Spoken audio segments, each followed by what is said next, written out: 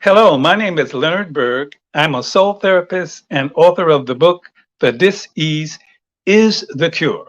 So I know what it takes to use upset and suffering as a stepping stone to accelerated recovery, healing, or remediation. Most of us have, or sooner or later will confront a loss in our lives, whether it be the decease of a loved one, the end of a relationship, loss of status, reputation, freedom, or possessions, or injury and diminished health or capacity. But how many people really feel you or understand your loss or what you're going through? You know that there's much more to it than the well intentioned condolences that people often voice. They might say something like, be strong, meaning get over it, just suck it up. Or, it's okay. One door closes and another opens. Or, your loss means getting to a better place. Now, while there's truth in what may seem to be cliches, I want to introduce you to someone whose understanding of grief is much more profound than this. He is a practitioner who recognizes what many well meaning people gloss over, that in spite of your loss, the positive essence in you lives on, meaning you can keep alive in you what could have been and all that you can be. So let me introduce you to a man who can feel you and the grief you may be experiencing. His name is Dr. Donald Tate, CEO of Dr. Donald Tate and Associates. He is not only a certified grief recovery specialist, he is also a doctor of metaphysical science, employing consciousness, a vital factor to aid you in experiencing relief from grief. And on top of that, he's a registered wellness yoga instructor. Dr. Tate has combined his knowledge of consciousness and wellness with a new and highly effective approach to coping with grief, known as the Grief Recovery Method, pioneered by the renowned Grief Recovery Institute at Sherman Oaks, California. And now I give you Dr. Donald Tate of Dr. Donald Tate and Associates.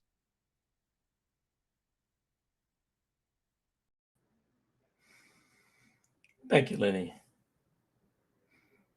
If you can keep your head when all about you are losing theirs and blame it on you, if you can trust yourself when all men doubt you, but make allowance for their doubting too, if you can wait and not be tired by waiting, or being lied about, don't deal in lies, or being hated, don't get weighted hating, and yet don't look too good or talk too wise.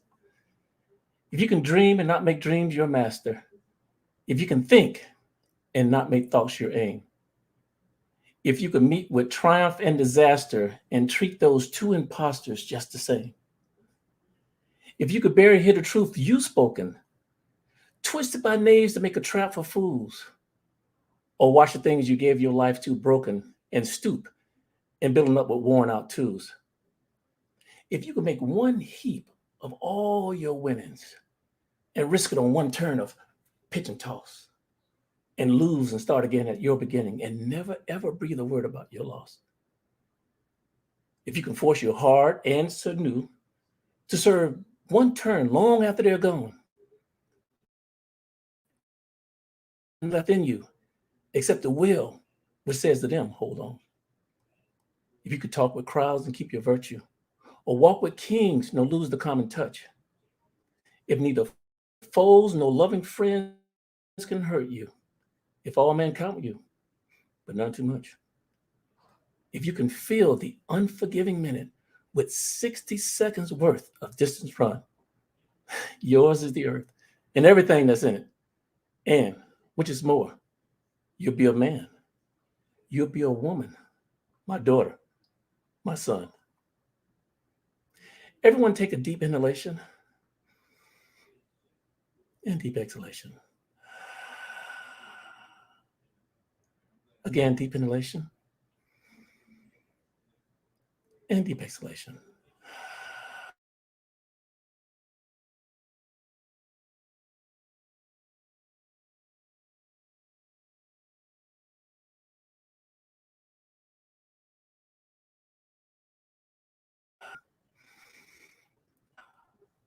Yes. Hello, my name is Dr. Donald Tate, and welcome to the Grief presentation. I obtained my doctor's degree in what is called metaphysical science from the University of Sedona. It's under the umbrella of theology, sociology, psychology, and all those rest of the ologies. However, from a scientific point of view, two reasons. Part of my studies was on some of the major religions or what they all have in common as opposed to their differences. The second point is the other part, how these religions were related on approaching health and from a holistic point of view. 4 years prior, I attended the Hindu University of America in Orlando, whereby I studied a 5,000-year-old plus science known as Ayurveda. Ayurveda means life, Veda means knowledge, basically the knowledge of life or the knowledge of science.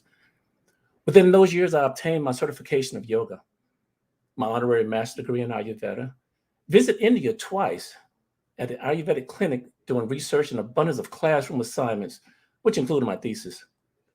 Before the Hindu University of America, I followed my childhood dreams, writing plays, producing, and directing them here in Orlando and my hometown, Edenville. I enrolled at then the Orlando Vocational Technical School, where I met my professor, Kujiteli Kweli. We just call him Kuj for short. There, I studied television and film, thinking I wanted to be the Black Steven Spielberg. But Kuj would share every now and then about human behavior. He would say something like, "Don't work for a Universal Studio, own it." I realized it wasn't about owning anything. It was about creating everything. Which brings me to the reason of this presentation. You see, I took a 4-day intensive class in Fort Lauderdale 9 years ago from Grief Recovery Institute of Sherman Oaks, California, where I learned about their grief recovery methods. Why? Frederick Douglass was right when he said, without struggle, there is no progress. Let's do an experiment, shall we? All right, I want y'all to get a piece of paper and something to write with, and then get a calculator. You can use your phone, by the way. Now listen very closely. I want you to pick any number that's 3 digits, 4 digits, any number in the universe you can come up with. Okay. Now double it. Now add 20. Divide that number by 2. Then subtract your original number you pick. Let me go through that one more again. All right. This is very, very important now. I want you to pick any number. 3 digits, 4 digits, it doesn't matter. Now double it. Add 20. Divide that number by 2. Then subtract your original number you picked. All right, now fold that paper up, put it aside. Also, there'll be some Q&A later on in the show. If you have any questions during this presentation, please email me at releasethegrief@gmail.com. Now let's break this down, the struggle. Let's ask ourselves, what is grief? Well, grief is the normal and natural reaction to loss of any kind. Therefore, the feeling you are having also normal and natural for you. The problem is that we all have been socialized to believe that these feelings are abnormal and unnatural. While grief is normal and natural and clearly the most powerful of all emotion, it's also the most neglected and misunderstood experience, often for both the griever and the those around them.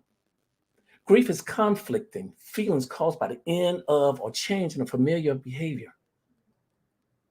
Now, this was taken from the Grief Recovery Handbook 20th Anniversary Expanded Edition. This is what we'll use in our grief recovery sessions. You see, fam, we as a society, some of us, are unprepared to deal with loss. Let me ask you a question. How many remember taking a class in first aid at some point in your life? Now, hypothetically, let's say that someone in your house, and I hope this doesn't happen, accidentally fell down and broke an arm. Now, everyone here at some level would know what to do. Me, I would call 911. But now let's use that same scenario.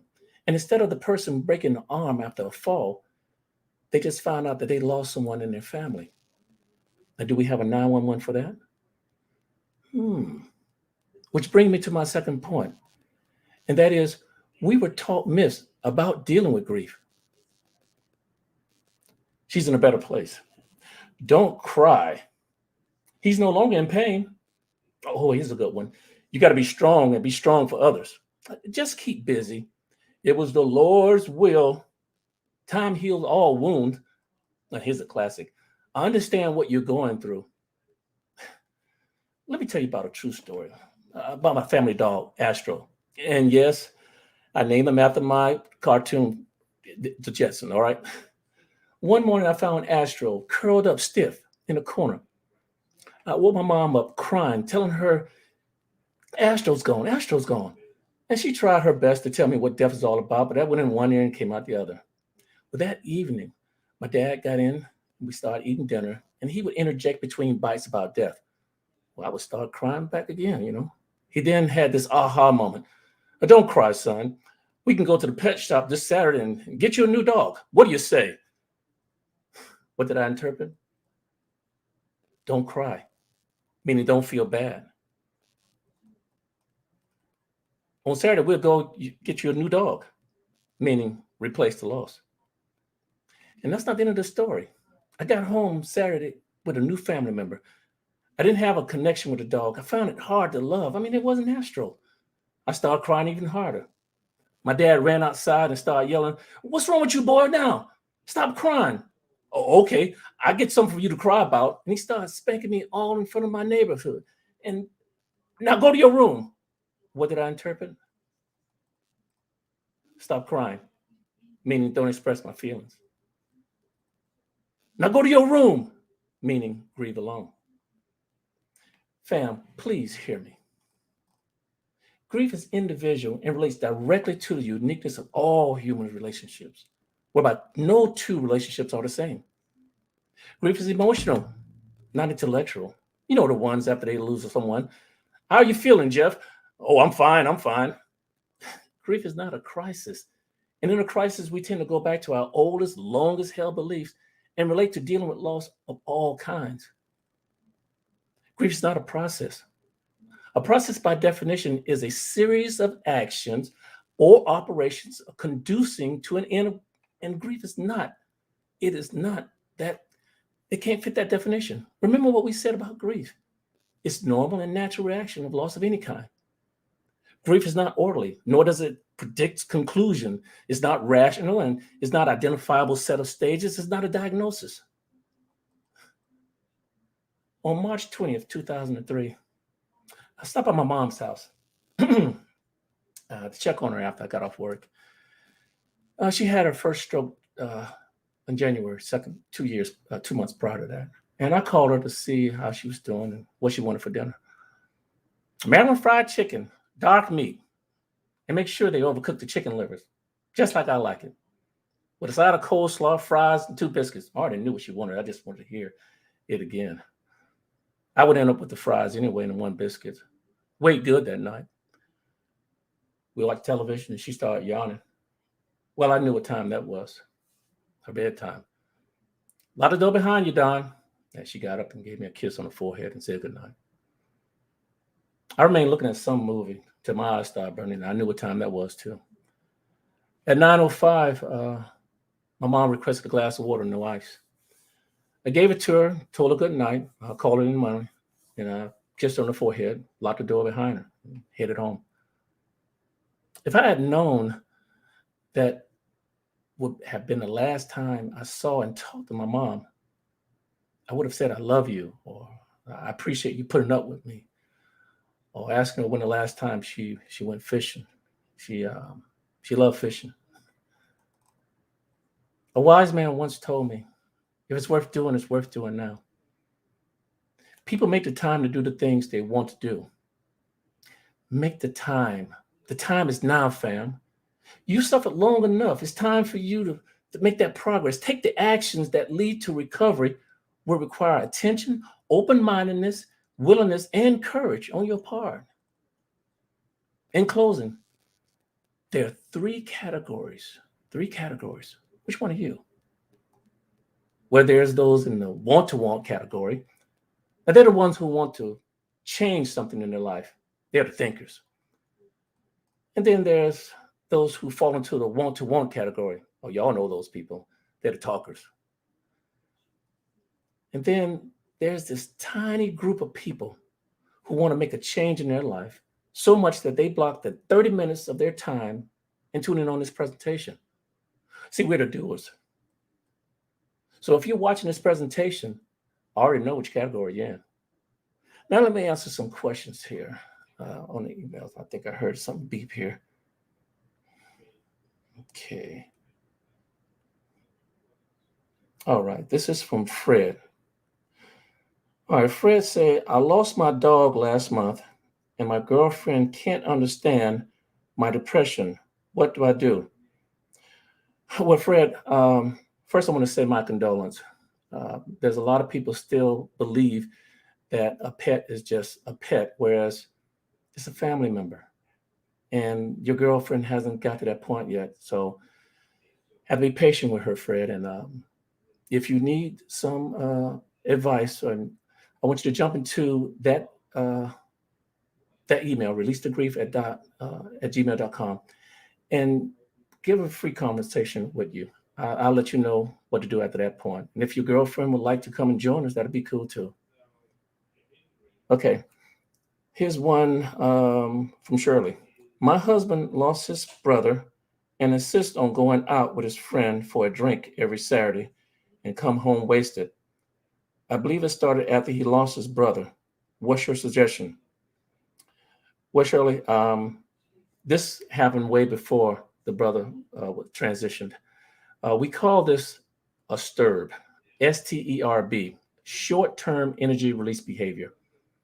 And that's what one believes when they go out to party or when they go out drinking or when they go shopping, that they believe that by doing these things, it's going to close that gap in. It's going to close that gap in, and it's not.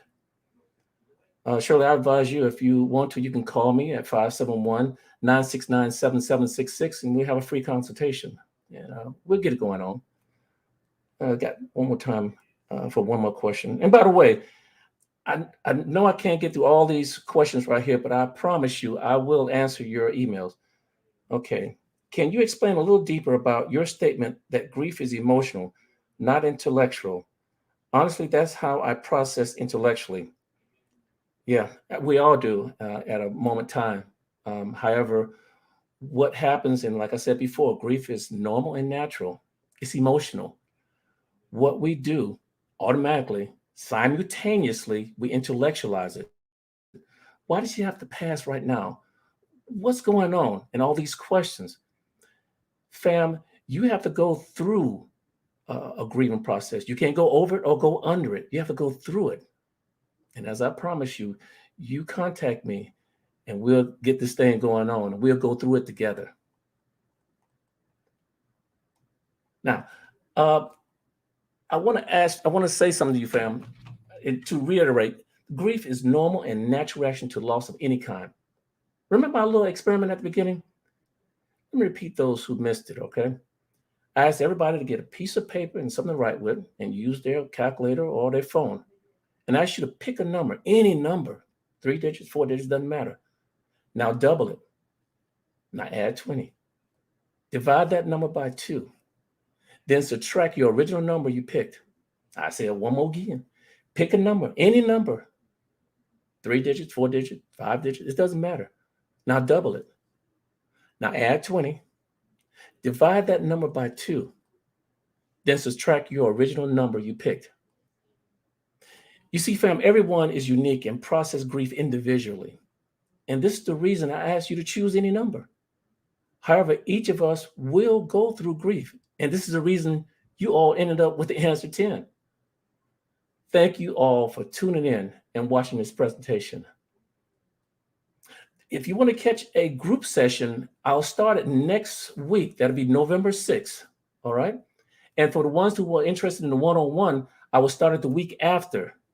So email me now to register for a group or one-on-one, and also pet group sessions at releasethegrief@gmail.com, or feel free to call me at 571-969-7766. That email again is releasethegrief@gmail.com, or feel free to call or text 571-969-7766. Oh, by the way, get your calendar and mark it with either pencil, crayon, because I'm going to be a guest on the Glow 365 virtual show on Tuesday, November 16, 2021 at 7 p.m. ED time on how to get relief from grief by flipping the script. Streaming live on Facebook at Glow 365 Virtual Show and YouTube at Official KUO Magazine. Until next time, I'm Dr. Donald Tate of Dr. Donald Tate and Associates. Find your holistic therapy for holistic you. And remember, we're in this thing together. Oh, by the way, October is Cancer Awareness Month. Real men do rock pink.